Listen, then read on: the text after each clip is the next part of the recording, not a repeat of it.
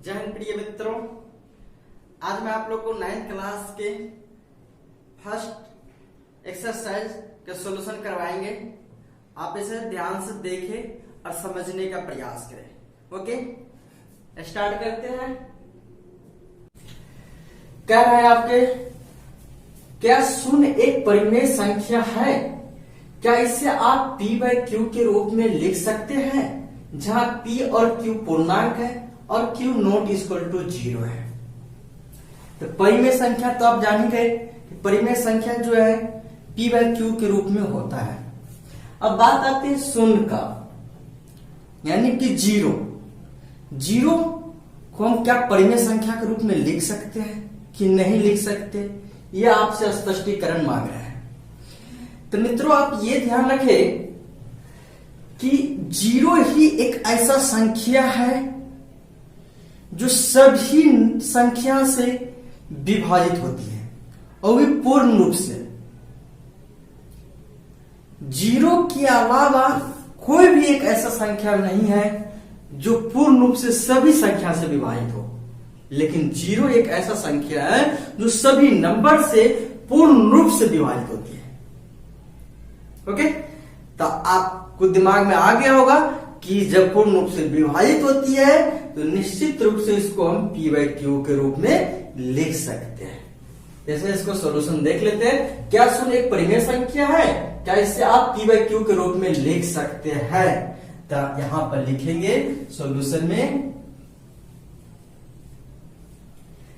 क्या लिख सकते हैं? तो यहां पर हम क्या होंगे, हाँ लिख सकते हैं। अब बात आती है कि जहां p और q पूर्णांक है, q नॉट इक्वल टू 0 है, तो इसमें हम क्या लिख सकते हैं, कैसे लिख सकते हैं? तो इसमें लिख सकते हैं 0/1, 0/2, 0/3, 0/4, इसी तरह से बहुत सारे जाएगा। ये हमारा कौन सा क्वेश्चन था? ये फर्स्ट क्वेश्चन था।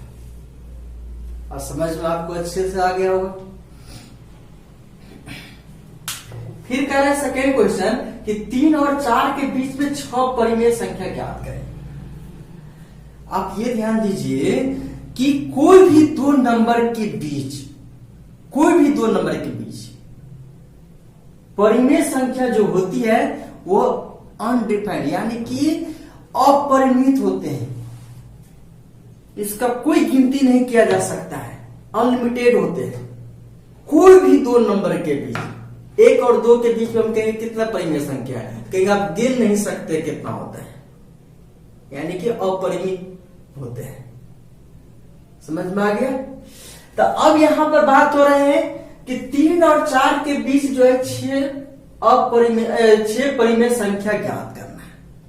तो सबसे पहले जो है आपको करना क्या है, सेकंड क्वेश्चन का सॉल्यूशन देख रहे हैं कि 3 और 4 के बीच कितना परिमेय संख्या हमको दर्शाना है, 6 परिमेय संख्या। यहां पर इस बात को फोकस कीजिए, 6 परिमेय संख्या। तो जितना भी परिमेय संख्या आपको कहेगा दर्शाने के लिए, उससे कम से कम हम बोल रहे हैं, ज्यादा जितना मानो करे, कम से कम एक ज्यादा लेना है। तो आपको कितना यहां पर कह रहा है, 6, तो कम से कम एक ज्यादा, यानी कितना हो जाएगा, 7। हम 7 लेकर चलते हैं, कितना हो जाएगा, 7। तो यानी कि 6 + 1 कितना हो जाएगा, 7। अब जो है आपको क्या करना है, 3 और 4 आपको लाना है। तो 3 लाने के लिए आप क्या कीजिएगा, 3 लाने के लिए आप क्या कीजिएगा, तो 7 × 3/7, 7 × 3/7। इसके बाद आपको इसको सॉल्यूशन कीजिएगा, कितना हो जाएगा, 21/7। फिर इसके बाद आपको कितना कह रहा था, 4। तो 4 लाने के लिए आपको क्या करना होगा, 7 × 4/7। ये ध्यान रखिएगा, जो भी हम एक ज्यादा लिए, यहां पर हम 2 ज्यादा लेते तो यहां पर 8 लिखते, समझ गए, यहां पे 8, यहां भी 8। यहां पर 3 ज्यादा लेते तो यहां पर कितना लिखते, 9, यहां भी 9 लिखते, यहां भी 9 लिखते। समझ में आ गया? तो यहां पर कितना हो जाएगा, 7 × 4 = 28/7। अब यहां पर बात आते हैं कि ये क्या है, 21/7 28/7, ये जो है आपको अब यहां पर हमको 6 परिमेय संख्या निकल के आ जाएगा। तो 21 के बाद क्या होता है 22/7।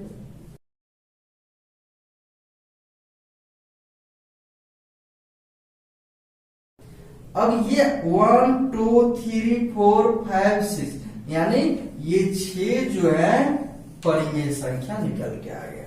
तो आपको रिजल्ट समझ में आ गया, आ रहा है समझ में। तो सबसे पहले काम आपको क्या करना है, जितना भी आपको परिमेय संख्या पूछे उससे से कम एक ज्यादा आपको लेना है और इसको हर में रखना है। क्या करना है, हर में रखना है और उस संख्या जो भी संख्या के बीच में करें उस संख्या से मल्टीप्लाई करके और बट्टा में आपको यानी कि हर में वही संख्या रखना है जो आप ज्यादा लिए हैं। समझ में आ गया। अब आपको नेक्स्ट क्वेश्चन कह रहे हैं कि 3/5 और 4/5 के बीच 5 परिमेय संख्या ज्ञात करना है। क्वेश्चन में आपको क्या कह रहे हैं कि 3/5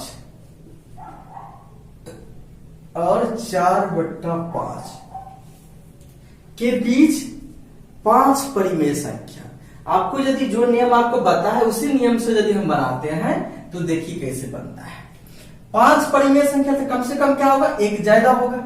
तो 3/5 गुने कितना होगा, एक ज्यादा लेके हम कितना 6 करेंगे और अपन भी हमको क्या करना है 6 करना है। तो इसको जो हम हल करेंगे तो 18 अपन कितना हो जाएगा 30 और 4/5 को हम करेंगे क्या अपन इंटू 6 तो कितना हो जाएगा 24/30। अब इसको हमको करना है 5 परिमेय संख्या। तो 18 के बाद क्या आता है 19/30, 20/30, 21/30 और 22/30 और 23/30। 24 तो हमको लेना नहीं है क्योंकि 1 2 3 4 5 क्योंकि 5 हमसे पूछ रहा था। इसमें हो सकता है कि कुछ बच्चे का आंसर मैच नहीं खाए, जो हमको बताया उससे आंसर से डिफरेंट आ सकता है। तो आपको पहले ही बता दिए हैं कि 2 परिमेय संख्या के बीच जो है अनलिमिटेड, कितना अनलिमिटेड यानी कि अपरिमित परिमेय संख्या होते हैं, कोई डेफिनिट नहीं है इसका। तो हो सकता है जो हम 5 माने हैं वो आपका दूसरा 5 होगा, किसी का और तीसरा 5 होगा। इसीलिए जो है कोई इसमें ये नहीं है कि हमारा आंसर गलत है या आपका आंसर गलत है। समझ गए, आंसर आपका भी सही है और ये भी सही है, सिर्फ मेथड सही होना चाहिए। यदि आप जो मेथड से बना रहे हैं वो यदि मेथड सही है तो आंसर से कोई उतना फर्क नहीं पड़ता है। समझ में आ गया। अब बात आता है कि और उससे आसान क्या हो सकता है सोचने के लिए, तो चलिए उसका दूसरा मेथड भी हम जान लेते हैं, थोड़ा सा इससे आसान हो जाएगा। दूसरा मेथड क्या कहता है, ये देखिए 3/5 है तो इसको हम क्या करेंगे 10 से मल्टीप्लाई कीजिए तो कितना हो जाएगा 30/50 और 4/5 है इसको भी आप 10 से मल्टीप्लाई कीजिए तो कितना हो जाएगा 40/50। अब ये दोनों के बीच में नंबर लिखिए तो कितना हो जाएगा 31/50, 32/50, 33/50 और 34/50 और 35/50। अब और लिखते जा सकते हैं लेकिन हमको सिर्फ 5 मांगना था इसलिए 5 हम लेके आगे 1 2 3 4 5। समझ में लग रहा है कि आप लोग को अच्छे से आ गया होगा। ठीक है। अब यहां पर नेक्स्ट क्वेश्चन कर रहे हैं सत्य असत्य चूज करने के लिए कौन सा ऑप्शन सत्य है और कौन सा ऑप्शन असत्य है। तो चलिए हम देखते हैं।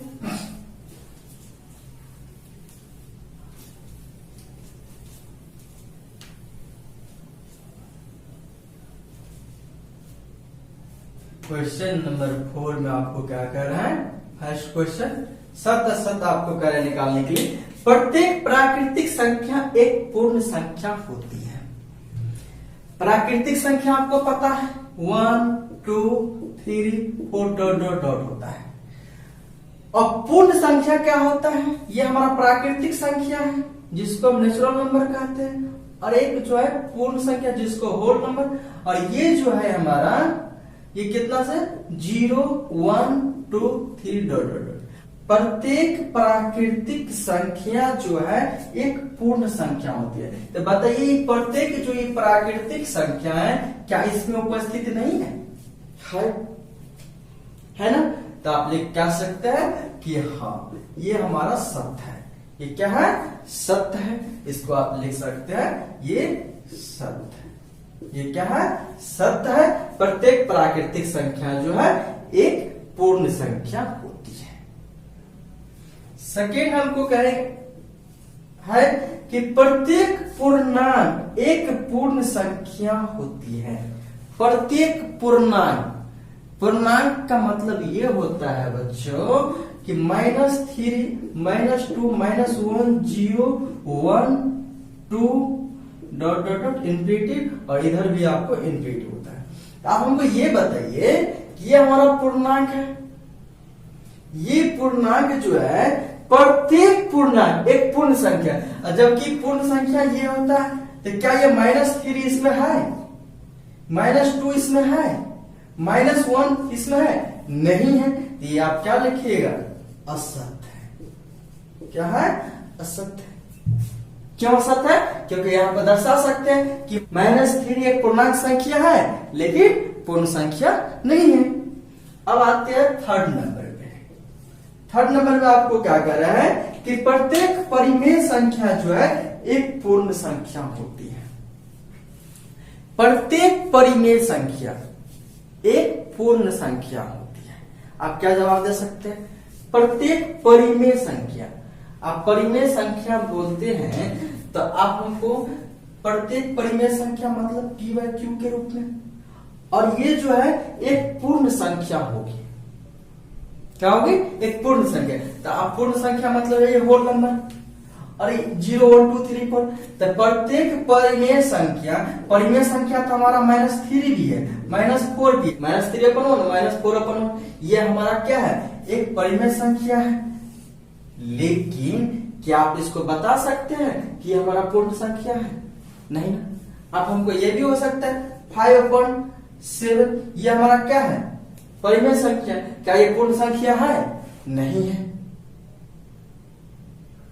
इस तरह के हम कह सकते हैं कि ये हमारा क्या है?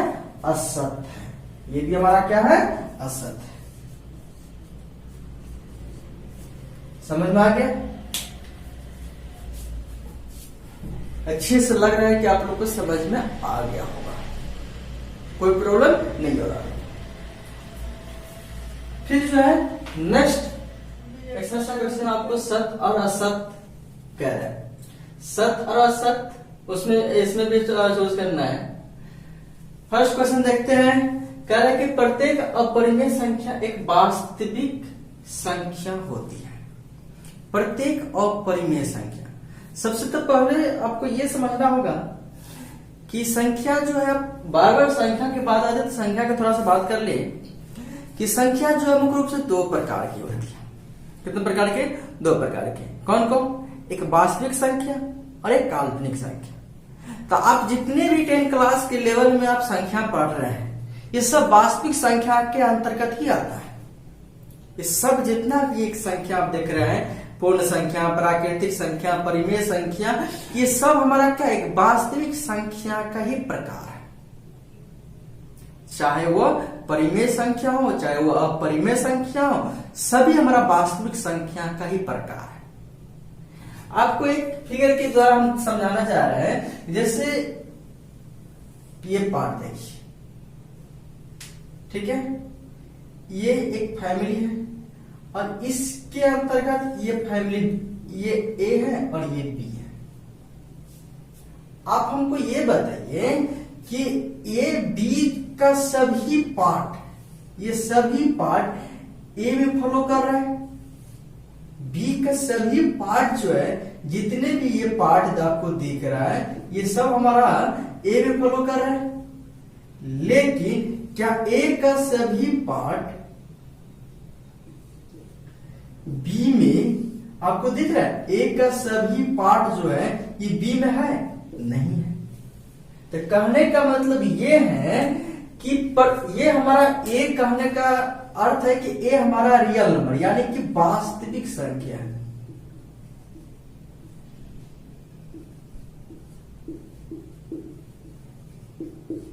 और बी हमारा जो है अपरिमेय संख्या है। क्या है? अपरिमेय संख्या। तो आप समझ गए होंगे कि हम क्या कहना चाह रहे हैं कि सभी अपरिमेय संख्या जो है वास्तविक संख्या होगा, लेकिन सभी वास्तविक संख्या जो है अपरिमेय संख्या नहीं होगा। समझ में आ गया होगा? यानी बी का टोटल पार्ट ए में मौजूद है, लेकिन ए का टोटल पार्ट बी में मौजूद नहीं है। समझ में आ गया ना? तो अब आपको कहेंगे प्रत्येक अपरिमेय संख्या एक वास्तविक संख्या होती है। ये क्या है? सही है ना? प्रत्येक अपरिमेय संख्या एक वास्तविक संख्या होती है, यानी जितने भी अपरिमेय संख्या एक वास्तविक संख्या यानी कि ए में है तो निश्चित रूप से है। लेकिन ये जब थर्ड आप क्वेश्चन देखेंगे तो प्रत्येक वास्तविक संख्या एक अपरिमेय संख्या होती है। तो ये हमारा क्या है? गलत है। ये सही है और ये हमारा क्या है? गलत है। प्रत्येक वास्तविक संख्या यानी कि ए का टोटल पार्ट बी में मौजूद है? नहीं है। तो आप इसको जो एग्जाम्पल से कैसे आप समझा सकते हैं? इसको कौन सा एग्जाम्पल देंगे? ये तो हमारा एक मौखिक रूप से कर सकते हैं, तो ये हमारा फिगर से समझ लिए, लेकिन हम एग्जाम्पल क्या देंगे? तो प्रत्येक वास्तविक संख्या एक अपरिमेय संख्या होती है। कोई एग्जाम्पल देकर आपको कहेंगे समझाने के लिए, तो कैसे दीजिएगा? प्रत्येक वास्तविक संख्या एक क्या है? अपरिमेय संख्या है।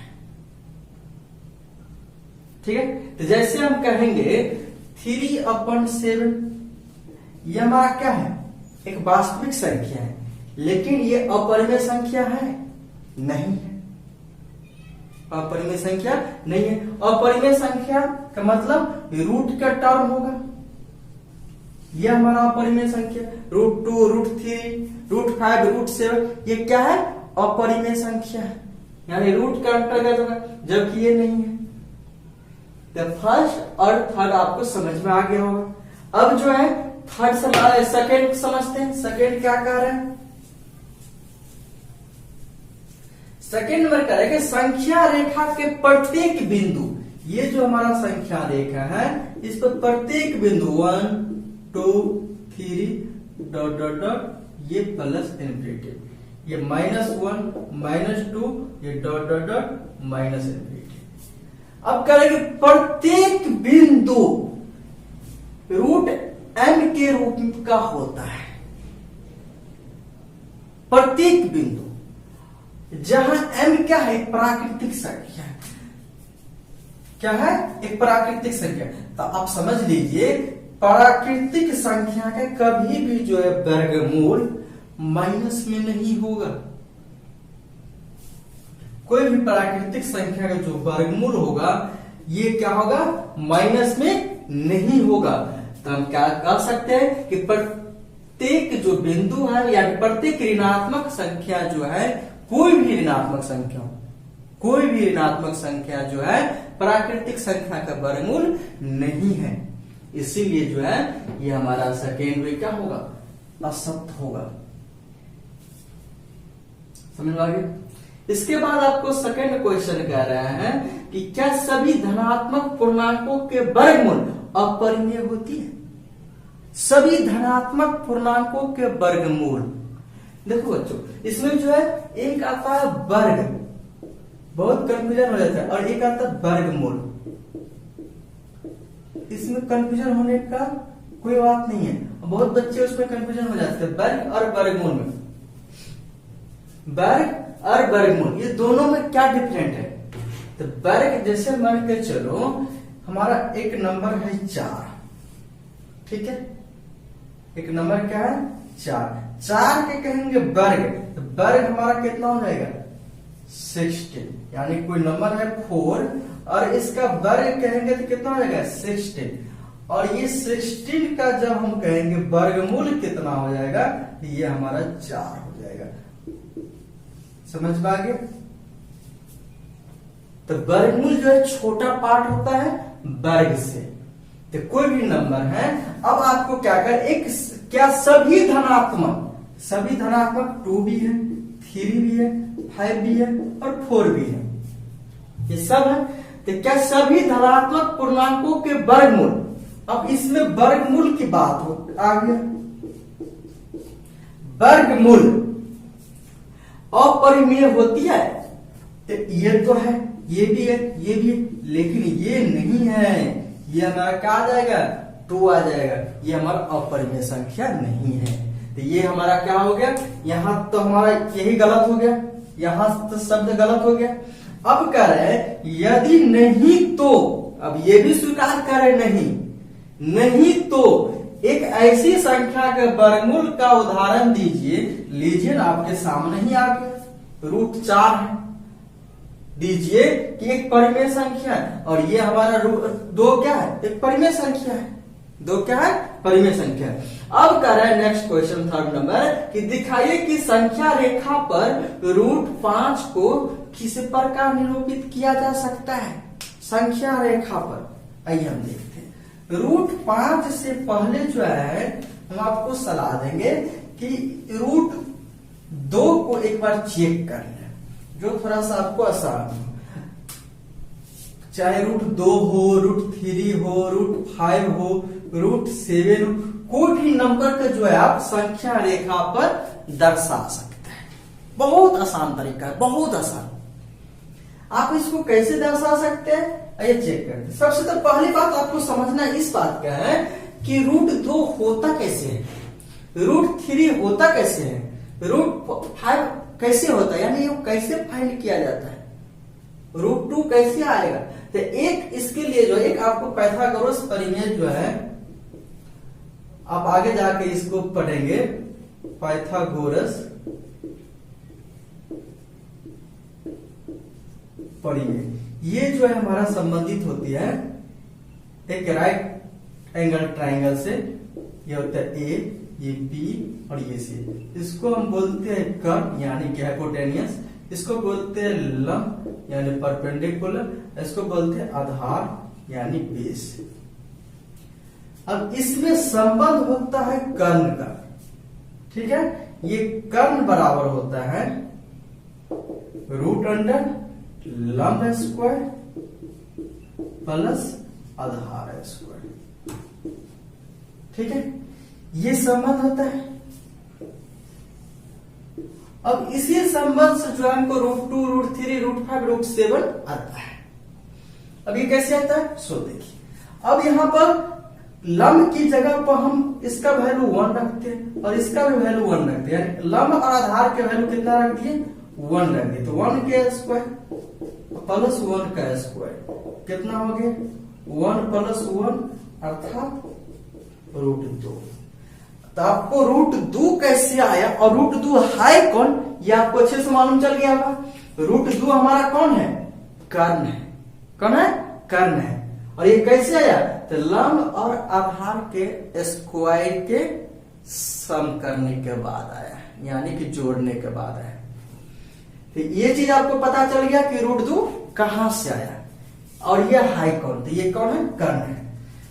अब इसका विशेषता जो था ये हम पूरी तरह से जान गए कि √2 कहां से आया और ये कौन है। अब इसमें हम समझने का कोशिश ये करते हैं, जैसे ये हमारा जो है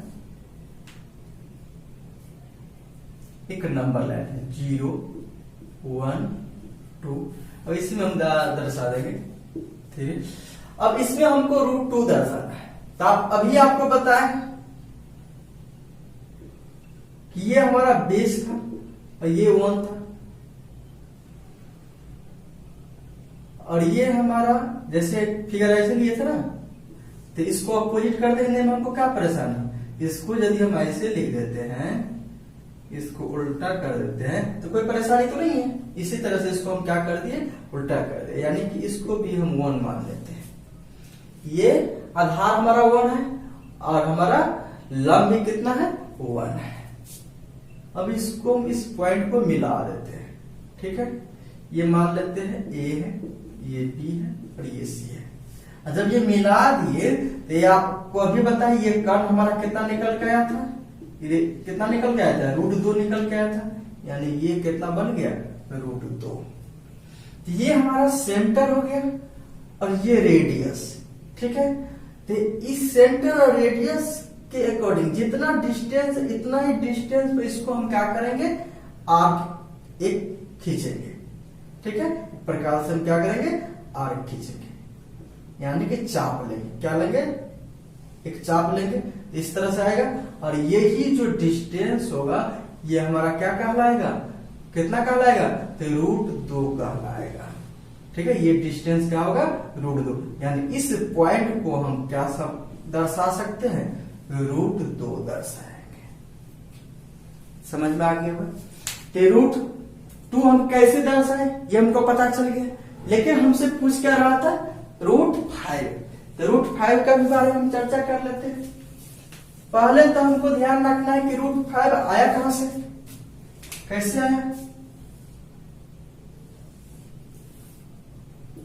0, 1, 2, 3 और 4। √5 कैसे आया, इस चीज को पहले खोजना होगा। तो आपको जो है रिलेशन आपको हमेशा इसी तरह के आपको फंडा बनाना है।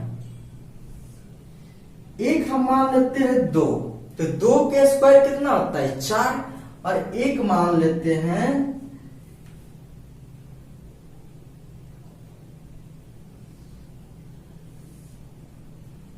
1, तो 1 के स्क्वायर कितना होगा, 1।